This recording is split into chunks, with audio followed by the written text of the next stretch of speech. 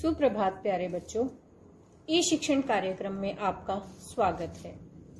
ई शिक्षण कार्यक्रम को आगे बढ़ाते हुए आज हम हिंदी पाठ्य पुस्तक कोकिला के पाठ 12 पृथ्वी, जिसमें की वैज्ञानिक जानकारी दी गई है, इसका अध्ययन करेंगे। तो बच्चों, पृथ्वी से संबंधित अनेक धारणाएं प्रचलित हैं। जैसे प्राचीन काल में जो भारतवासी हैं वो ये मानते थे कि पृथ्वी शेषनाग के 1000 फनों पर जो हमारी पृथ्वी है वो टिकी हुई है, और जो तिब्बती हैं वो ये मानते थे कि जो पृथ्वी है वो एक विशाल मेंढक की, बहुत बड़े मेंढक की पीठ पर टिकी हुई है, इत्यादि इत्यादि। तो पृथ्वी के बारे में बहुत सी धारणाएं प्रचलित थी। तो आइए अब हम ब्रह्मांड यानी कि धरती, सूरज, चांद, सितारे, इन सब की विशालता को जानते हैं कि हमारा ब्रह्मांड कितना विशाल है, हमारी धरती की क्या क्या खूबियां हैं। तो ये जानने के लिए पाठ को पढ़ना शुरू करते हैं। तो आइए पाठ को पढ़ते हैं। नंदिनी बहुत ही बुद्धिमान और होशियार लड़की है। कल उसने अचानक राघव सर से कई प्रश्न पूछ लिए। चांद के इतने आकार क्यों नजर आते हैं? कभी कभी चांद बिल्कुल गायब क्यों हो जाता है? सूरज दिन में ही क्यों निकलता है? पानी का रंग कहीं मटियाला, मटियाला होता है मिट्टी जैसे रंग का, कहीं चांदी जैसा, तो कहीं नीला क्यों है? हम धरती पर ही क्यों रहते हैं? आदि आदि। राघव सर मुस्काने लगे। उन्होंने कहा कि इतने सारे प्रश्नों का उत्तर एक साथ नहीं दिया जा सकता।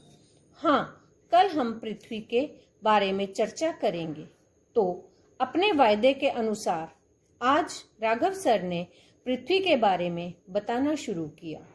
उन्होंने बताया, हम पृथ्वी पर रहते हैं। यह न केवल मानव अपितु अन्य लाखों करोड़ों प्रजातियों का भी घर है। तो बच्चों, इस पाठ में जो नंदिनी है वो बहुत ही इंटेलिजेंट लड़की थी। तो उसके दिमाग में बहुत से प्रश्न उमड़ते घुमड़ते हैं कि चांद कभी छोटा कभी बड़ा क्यों जाता है, किसी दिन तो चांद निकलता ही नहीं है, जो पानी है कहीं पर तो बिल्कुल साफ सुथरा है तो कहीं मिट्टी जैसे रंग का है, कहीं पर नीला रंग दिखाई देता है, तो ऐसा क्यों है? तो जो उनके सर थे उनका नाम था राघव। तो वो राघव सर जो हैं वो हंसने लग जाते हैं और वो कहते हैं कि बेटा, इतने सारे प्रश्नों का उत्तर तो मैं एक साथ नहीं दे सकता, तो धीरे धीरे जो है मैं इसके बारे में बताऊंगा।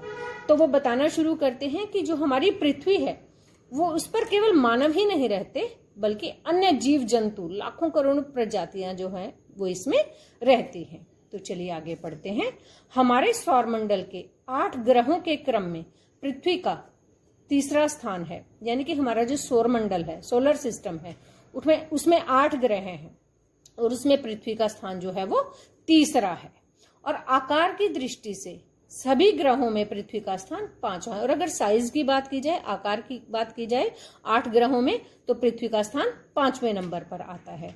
सूर्य का व्यास होता है घेरा, पृथ्वी से 109 गुना बड़ा है। आपने देखा होगा, हम देखते हैं सूर्य हमें बिल्कुल छोटा सा नजर आता है दूर से, इतना सा, जबकि सच्चाई ये है कि सूर्य हमारी पृथ्वी से 109 गुना बड़ा है।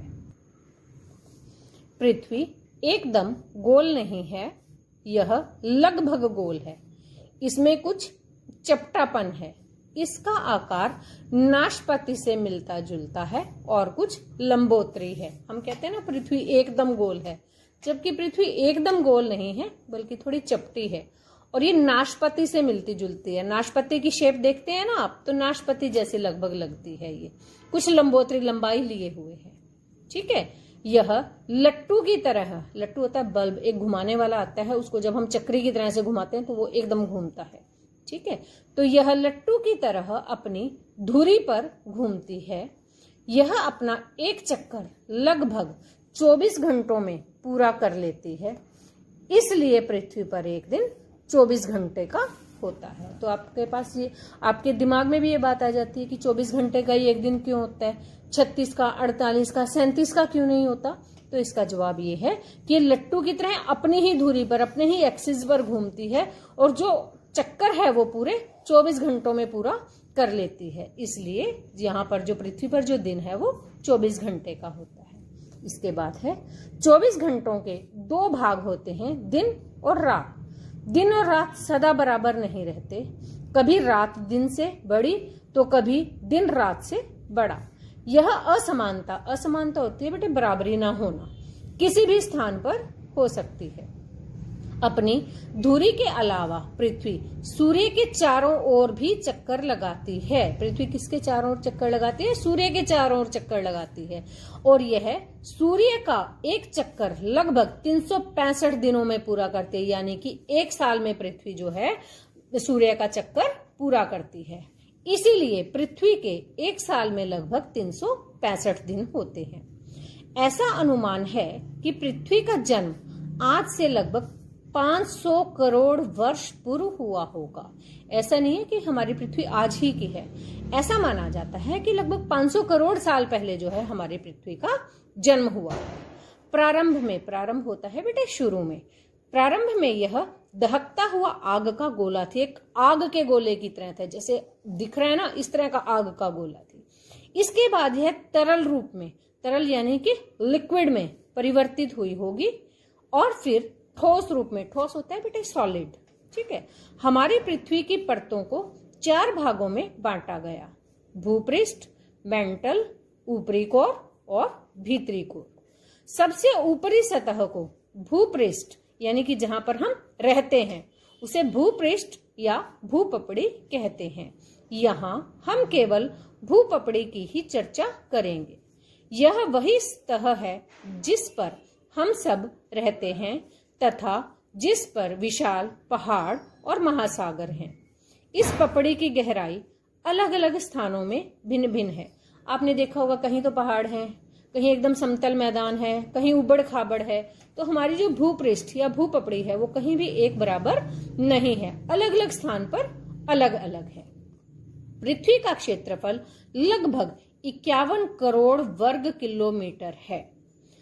इसके बाद हम जिक्र करते हैं चंद्रमा का।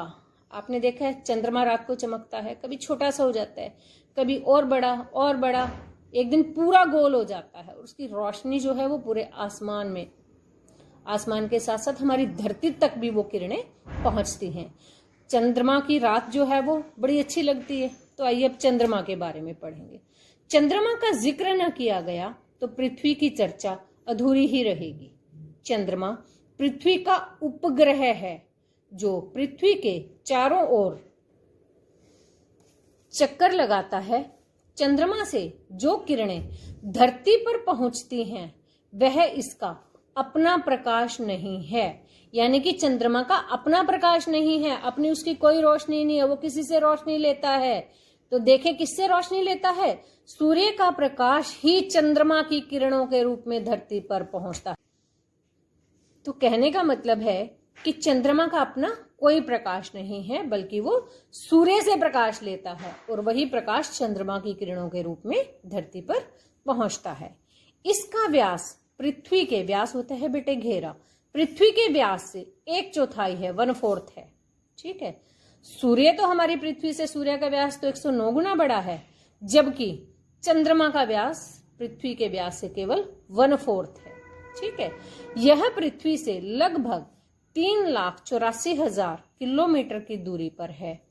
चंद्रमा का प्रकाश पृथ्वी पर 1.25 सेकंड में पहुंच जाता है, यानी कि चंद्रमा के प्रकाश को पृथ्वी तक पहुंचने में केवल 1.25 सेकंड का समय लगता है, जबकि सूर्य के प्रकाश को धरती पर पहुंचने में 8 मिनट लग जाते हैं। यह एक ऐसा अनूठा ग्रह है जिसके लगभग 71% भाग में जल ही जल है। इसके चारों ओर वायु है। इसका तापमान भी प्राणी जगत के लिए अनुकूल एवं पोषक है, इसीलिए यहाँ पर जीवन है। तो हम ऐसा इसलिए कहते हैं कि पृथ्वी ही एकमात्र ऐसा ग्रह है जहां पर जीवन संभव है। ऐसा इसलिए क्योंकि यहाँ की जो परिस्थितियां हैं, यहाँ का वातावरण है, यहाँ का टेम्परेचर है, तापमान है, वो प्राणी जगत के लिए एकदम अनुकूल है, इसीलिए यहाँ पर जीवन है। यानी कि जीवन जीने के लिए जिन जिन चीजों की जरूरत होती है, हवा, पानी, ये सब हमारी पृथ्वी पर मौजूद है। तो बच्चों, अब आप समझ गए होंगे कि पृथ्वी या भूमि को माता क्यों कहा जाता है? यह हमें जन्म देने के साथ साथ अन्न, वस्त्र, फल, फूल आदि प्रदान करती है और हमारा पालन करती है। तो बच्चों, आपने इस पाठ में पृथ्वी के बारे में पढ़ा। तो अब आप इस पूरे पाठ को कम से कम 2 बार पढ़ेंगे और अंत में दिए गए शब्दार्थों का अच्छे से अध्ययन करेंगे। धन्यवाद।